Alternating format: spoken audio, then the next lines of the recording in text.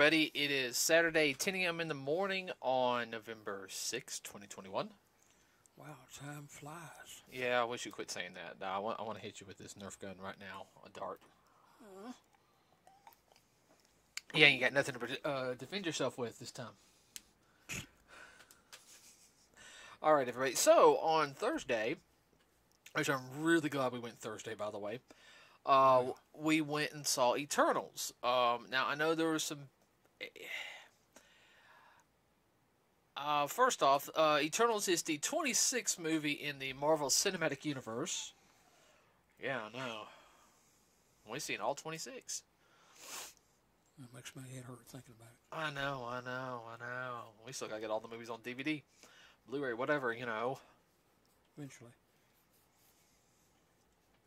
I tell you one, it's the day it comes out, I'm gonna go grab it. What? I will go to Target, get Shang-Chi.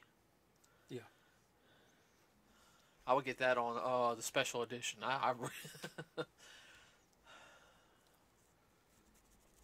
Back on Eternals. Yeah, sorry. So everybody, Eternals showed up. Hold on, this got okay, good. I'll talk to them later. So Eternals showed up, everybody, and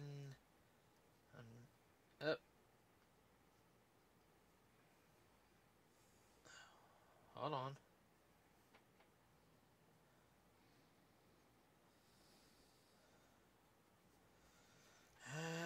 Give me a second. I'm gonna have to restart my phone.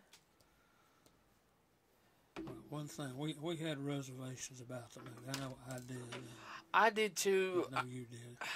My biggest reservations were, I know Eternals were created by Jack Kirby, I want to say in 1978, I think it was. Late 70s. I couldn't confirm or deny that. I just know Jack Kirby had a major hand in it. Yeah, I mean, it's one of Jack Kirby's creations, everybody. If you guys don't know, I mean, him and Stan Lee were the big part of the... They were buds. They were buds. I mean, a lot of the ideas really did come from Jack Kirby. Stan Lee very much helped with a lot of the ideas, too. Don't get me wrong. I'm not diminishing either one of them.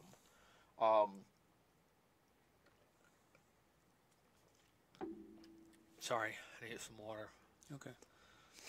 We had reservations on it because the way they presented the movie was totally different than what the film actually played. Now, yeah, I got all the cast members up, and I guess the best way is I thought it was gonna be more like I thought it was going to be more of an artsy piece, the way it was originally presented. I mean, they really did, okay? Am I making sense when I say an artsy piece? Yeah, you kind of have to kind of describe an artsy piece to our listeners. And what I mean, everybody, is it's like when you get that friend who's like, well, you got to understand the substance, and I'm really talking like this because I know so many people who are into film and talk about the substance of the film, the deeper meaning in the fact that this is the internal struggle of of point A and point B together, and you just have to open your mind, you know, and that's what I mean by artsy piece. It wasn't as much artsy, it was intellectual. Oh yeah, this film was very intellectual. Very intellectual. I have to admit, like, I know there's another piece that everyone saw Dune, said it was really beautiful and everything. This film was very well done. Now, I wouldn't say nothing really super impressed me about the film. I liked the film, but nothing really super impressed me like stand out. No, and it didn't like Shang-Chi did. And I might be a little biased being a martial artist and everything, okay? And knowing more about the history of the martial arts. This one, to me, it was a slower paced Marvel film, which is not a bad thing, okay? It took a while to build up. They had to lay the premise for the story out. Right, and I understand what Kevin Feige meant, that how this will change the scope of the Marvel Cinematic Universe, which that was fine. but at the same time, it opened the door on a lot of things. I mean, An expanded universe. oh yeah, very much of an expanding universe, and we will be talking about some spoilers here, everybody, especially that ending scene. I am going to spoil that final scene in the Commentary. yeah. Uh, Well, the movie was a story within a story within a story. It wasn't. You had to keep up. You did have to pay attention. Yeah, to that and aspect. I That know. was part of the intellectualism. Well, I know a lot of my friends. Some of them will be like, "Oh, it was too boring. You kept skipping." They can't follow the fact is that it would start off in the past, everybody, then go to present day. Okay, then Yeah, go they couldn't follow. and then it will go back to the past again because it will be dealing like with an event to help build up, and it's usually when you had like you introduce a character, they go back into the past a little bit about something that happened. They go to different points in history, leading up even up to the points of their separating. But and each of the Eternals had a different ability. You know, they were God, who were they created by? One of the Celestials. Yes. I don't remember his name. I know. I just remember he was red. Yeah. Dang.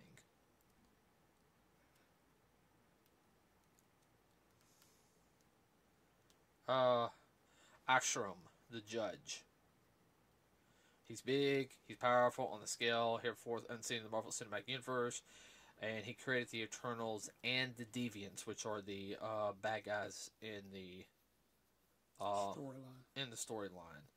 But you had a whole bunch of Eternals. You had, and I'm gonna go through all the names right here. You had Angelina Jolie as Athena, Richard Madden as Icarus, Gemma Chan as Cersei, Selma Hayek as Ajak, Don Lee as Gilgamesh, Kumal, and I'm gonna say his name wrong, Kumal Najini as Kingo, Barry Kogan as Drug, Lauren Ridolph as Makari, Leah McHugh as Sprite, Brian C. Henry as Phaedos. So, and those were all the Eternals. Now, of course, they had supporting cast members within it. I should take that back. And you had one more Eternal, which I'll explain at the very end. Most of the Eternal names are based on Greek. Oh yeah, and each character was different. Like you had, Selma Hayek's character. She was kind of the leader, the voice of reason. She could heal people. You had Icarus. He was kind of the Superman of the group, minus the. I mean, he had like their little version of heat vision. He could fly and was super strong. Icarus, that was a Greek hero. No, he wasn't. Historically, he wasn't Greek, but he's also Icarus. He's in the Bible too, Dad. Remember? Okay. Icarus flew too close to the sun. Oh. You had Gelma. You had Cersei, and she basically had the ability to rewrite the molecular structure of inanimate objects and turn them. Now, I don't think she could change anybody. No. Even though she could turn an inanimate object into birds. Basically, she was an alchemist. Well, yeah, we call it alchemist. You had Barry, Drug. He was pretty much Professor X of that group. He could control people's minds. You had Phaedos. He was the engineer. He would create different things with his brilliant engineering skills in mind. Sprite. She was the as you can say, the illusionist of the group. Mm-hmm. Makari was the speedster. Gilgamesh was the powerhouse. I mean, he was brute. He was pure brute force. Think of King Kong. Yeah. Kingo, he could shoot little energy waves out of his hand. I think Yu Hakusho, and Dragon Ball Z kind of stuff. And Theno, she could create like light weapons. She was the weapons expert. And her character was good. Mm-hmm. What now? So they each had their abilities, and they worked good together as a team. Mm-hmm. And their whole deal was they were supposed to protect humanity from the Deviants, or the demons, which was an experiment gone wrong. Yeah. It was basically the Deviants were there to basically everybody wipe out all predators, so intelligent life could thrive on the worlds. But they kind of evolved. Yeah, they kind of went down their own route. And the Eternals were made to wipe them out. Basically, everybody, what it is the Celestials had to be born. When the Celestials born, they would go off into another part of the universe and create a new power, like a sun. Okay, they weren't necessarily. They were the energy source to create a sun in the Marvel universe. Excuse me, and we'll explain a little bit about that here in a second. But of course, the whole thing, everybody, is not only a semi-action film, but it is talking about how they deal with it. They've been let's see, they basically started 7,000 years at the 500 BC. Yeah. And so them having to deal with it, see how mankind is, and of course the whole thing is they're not supposed to have certain interaction. They're not supposed to interfere. They can help a little bit, but not a lot. Especially when man is fighting man, they're only supposed to observe, and maybe help mankind out with like how to progress to better themselves for food and this, that, and the other, shelter, whatever. Right. So I mean, it got a little preachy at one point in the film. Are these people worth saving? Which I understand that's a whole thing that writers like doing, but really, it gets old after a while because I've seen in a lot of things in the past like 10 years. Are we really worth saving? And it gets old. It gets old because they never counteract the argument, and that's what gets on my nerves. I've only seen an argument countered in like a cartoon. It would be. Yeah, I know. It was a Disney cartoon too. Well, of course. Of course, it has to be Disney. Oh, I know. But I will say, acting wise in the film, I really liked it. And all of them did a good job. Oh, yeah. All of them did.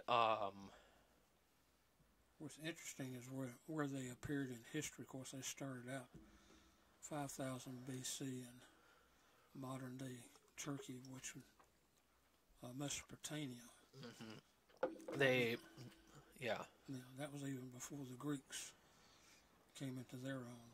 Oh, yeah. Well, I really like the fact that, when they went through history, they're at different points. They were at Babylon. And, of course, they split up during the whole time of around, I want to say it was around 1500 when the Spanish was going down through South America. Yeah. And that's when they started having their splits. Not to mention the fact that Thena was kind of losing her mind. She was going off the deep end. Yeah. And that it was either erase her memories, which she didn't want her memories erased, or they have to kill her. So I remember, what was his name? Gilgamesh took her, and it's like, well, I'll protect her. I'll keep her. I'll keep her in check. I'll keep her on in a short leash. I always kind of feel he had a thing for her. I mean, it's just the way it came across. Mm-hmm. Gilgamesh, the big protector of the group. I will say, Icarus throughout the whole film, he was very indifferent. He was always There's something about aloof. about him where you can even see Cersei. She went and lived her life. She was getting to know people more, as well as Sprite. And that was like I think that's like the big. Each of them went and did their own thing. Go ahead. No, I was gonna say that poor Sprite. I mean, there she was, a preteen trying to get through life. Could you imagine going through puberty for 7,000 years? Yeah, I mean, she was stuck around like age 13, 14, everybody. So Yeah. for her, Suck. yeah, so she had a real big part of the story when you find out more about her character, especially near the end, with her having her big thing, why she was so troubled. Because that was also part of the film is like they were all troubled. Each of them dealt with certain things in a different way. I will say. Yeah. The one section I do have to admit I liked was I did like Kingo's section with the little Bollywood section. Oh, that was funny. That was good. I mean, but it was good. What we're talking about is when they're in India and they do. He's like doing the third movie of he's doing a trilogy, and it's very reminiscent of here in the United States, the 30s and 40s film musicals. Well, they'll do like the little Bollywood stuff in their action films too over there. Oh yeah, and that's real big. When I was working for Mike, that's real big in India. Oh yeah, when I was working for. Oh yeah, because Mike talked about that all the time. We were slow one Sunday. We were talking about that. And well, Mike is one of my former bosses. I was assistant manager at his gas station for him and his brother-in-law Manji, and they were actually from India. They were Punjabi. And they talked about Bollywood, and they said how everyone just it's serious, but you have fun doing it. Yeah. Now, it's kind of lighthearted. Oh yeah, Makari, she just did her own thing. Looks like she just kind of stayed in the ship and ran and got what she needed and came back. She was ready to go at the end. I will say the big thing about the film, let everybody know is, besides the Deviants come back and there's an earthquake that happened, they find one of the characters dies. Ajak got to her. Yeah, Ajak died, and then Cersei, she becomes the new leader, and of course their boss is like, the time is close. Which they come to find out that all right, now everybody from here on out, if you do not want to listen to the rest of this podcast, okay, this is pure spoiler territory from here on out. And I will get into we'll say a couple other things here in a second, but I will say that from here on out, there's a lot of spoilers. The whole thing of how the Earth was being used to birth a new celestial. It's like, wait a minute, what? So you create all these planets, and you pick one planet with life to die to make a new celestial. Or food. Yeah, pretty much that's what it is. They use our energy that we create, and all. It was very weird. It's like our life energy that's connected to the planet. I will sit there and say that that's where the breakup starts getting with everybody, because some of them have the attitude like, why should I help? I want to get off this stinking planet. I want to go back home. But the thing is, everybody, there is no home. And I ain't going to spoil that for them, okay? Yeah. There is no home. They've been doing it for millions of years. And every time they do it, they go back, their minds are erased and they're recycled. Except Thena, the last time they got erased, some of her memories came back, and she could not handle it. Guilty. Well, I think it's more of a sense also where you would have, especially people who've had traumatic events, they'll blackout. Yeah, she had PTSD. Right, and she has not dealt with it yet. Because Jack even sat there and said that the people of Earth, I've seen them do everything bad. I've seen them do so much good. These people of Earth have so much potential. And she fell in love with the planet. And of course, spoiler alert, one of them betrayed them. And allowed her to die, which allowed one of the deviants to evolve. Mm-hmm. Let's put it like this. A deviant evolves, kills two of them. He does die at the end. I'm not going to spoil all that. Something, if you pay attention, all throughout, when they're showing different periods of time, and they show these different monsters and whatnot, and it is the Deviants. Oh, yeah. No. And I will sit there and say is each of them had their different reasons for either wanting to leave or wanting to protect the Earth. And, Cersei really wanting to... She saw all the potential, just like Ajax did. Now,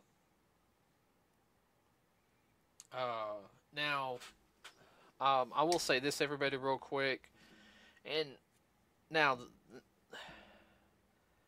I'm not going to get into a whole controversial thing on this. Okay, we're going to avoid that. You guys know our. If you guys don't know, we have our own personal beliefs on stuff. Okay, all right. So we're not going to touch on certain things to cause an argument. Okay. No, we're not going to chase that rabbit. No, there is a small sex scene in it. I've seen worse. I really have. Mm-hmm. But I do kind of think that was just a little unnecessary, though. I mean, you don't see any boobs or anything. You just kind of see one's back. But they had the grinding, and I'm sitting there like, really? Did you guys really have to do the grinding? You see what I mean? Yeah. I was like, that's a little much. It'd be different if they were kind of had the clothes around each other and, after the deed is done. Kind of like what... Or they went behind the hill or behind the bush or whatever. Or kind of like what they did in, was it Iron Man?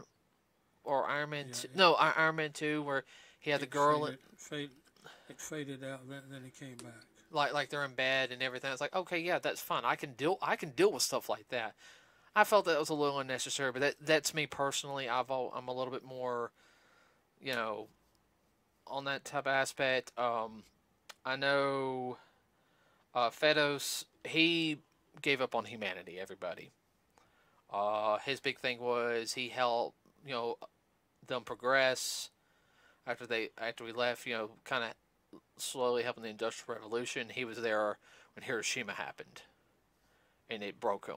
Yeah, like, what did I do? I did this. My fault. He does get hope back in humanity by having a family. Unconventional family. Yeah, an unconventional family. And I mean, like, we got to explain unconventional because I know, what I mean is, because they can't have kids, everybody, okay? So, he has a son and a significant other. I know Disney is on that whole aspect stuff right there.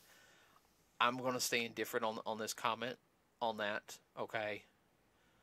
But I felt more inclined when Fedos, I'm trying to make sure I said the name right. When Fedos was talking, I felt more like inclined was it was his son more that made him, I want to protect my son. I heard that more lines in that instead of family. Mm-hmm. So I kind of felt like for him it was more, yeah, I know he's going to want, and I'm not knocking it, okay, everybody. I know he's going to want to protect his partner and everything, but it felt more like his son and, and everything. The whole thing, the innocence of a child can make you believe again. It's the way that's the way it came across to me, okay? Mm-hmm. Overall, those scenes weren't bad, though. They really weren't. They were wholesome every day. It was family untreated. Okay, I had, all right. Good character. This is not a movie for Young little kids. kids. No, it really isn't. Of course, Sprite, she can't grow up, so she's mad. If anybody's ever had a 10 or 11-year-old daughter, they understand. Yeah, or talk kids. Drug. I felt like Drug was just a little bit of a jerk. Like he just had the attitude like, I can do this, I can do that. You won't let me. Yeah, you know. It's just kind of like I felt like. Now I do have to admit though, when he got smacked in the head, at one point I was like, God,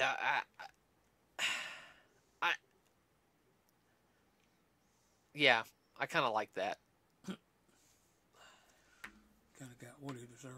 Yeah, I feel like he got a wake up call. Yeah. Doink. Now, of course, you know, everybody, they save the Earth. You know, they do talk about the Avengers and everything, how we couldn't do this because, you know, we were being ordered to blah, blah, blah, blah, blah. You know, they did mention Thor. Yeah. They know who he was. Well, Kingo sits there and said, he goes, Thor used to follow me around when he was a kid. He goes, I remember when he was a little kid. Now he's got a freaking hammer and, you know, and all this God of Thunder, you know. I will sit there and say, though, at the very end, when their boss, I can't remember his name, I'm not going to look it up right now, everybody, comes back and takes a couple of them away, because now I will use your memories to judge if the Earth is worthy, blah, blah, blah, blah, blah. I was like, oh, great. Here's the setup for the next film, everybody. And also, on how Far From Home ended, where Fury was on the sword base. Mm-hmm. It's like, great. So we know where this is going.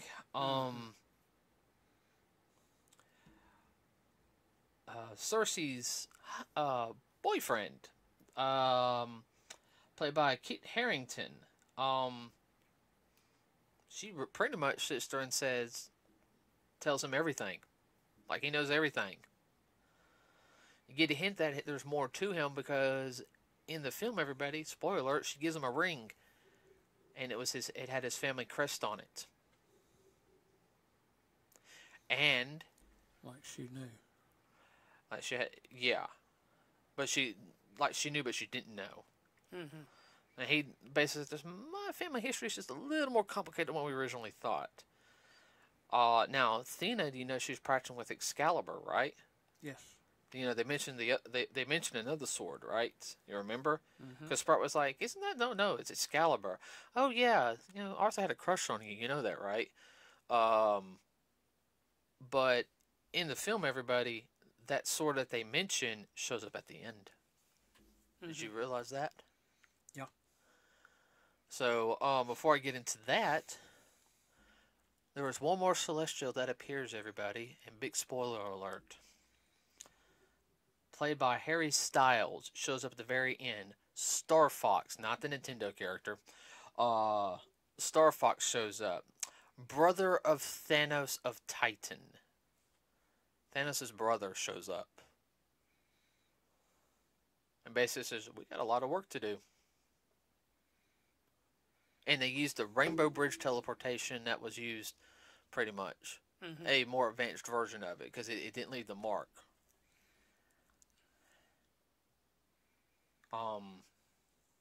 What did you think of that? I thought that was interesting. That was a good way to bring it together. Yeah. Overall, I thought it was good because I know some of the others, you know, they were looking for the three that got taken. I'm not spoiling who got taken, okay? But I already figured out when I saw the crest on the ring. I already knew they just introduced Black Knight into it.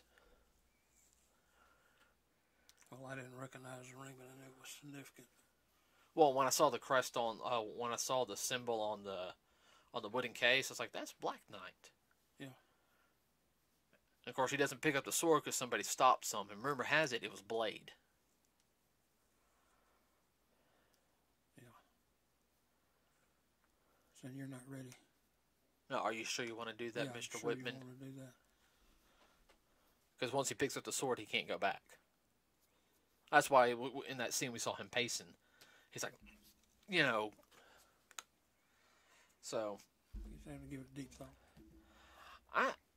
I will overall say the cinematography of the film was really good. The music was good. It was a slow setup movie. It won't be for everybody. I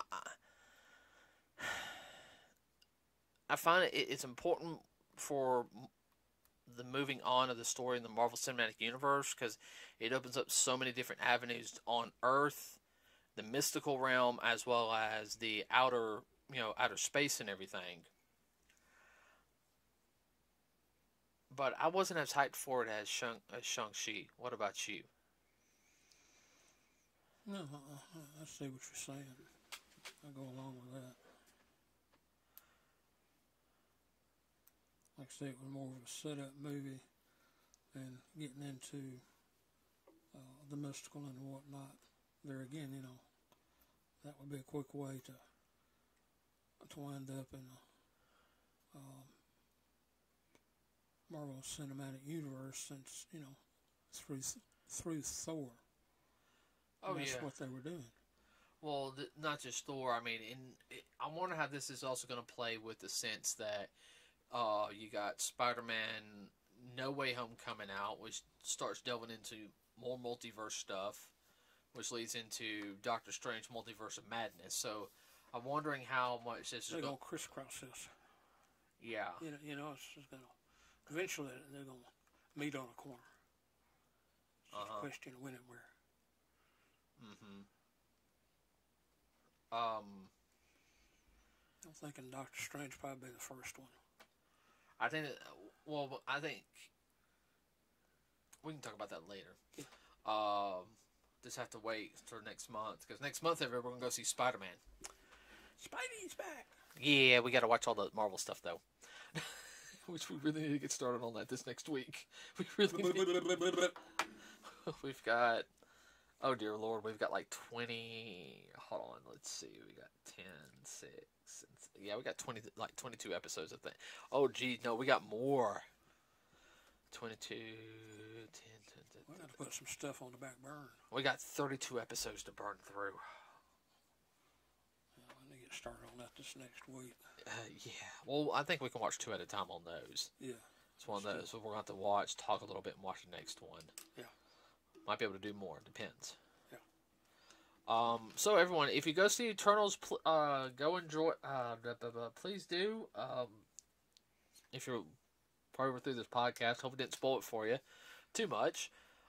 It still go see the movie. It is good. It is a good film. I know it's not going to be everyone's cup of tea. It is slow starting off, everybody. I'm going to tell you that right now. It is slow starting off, but it's a gradual build up.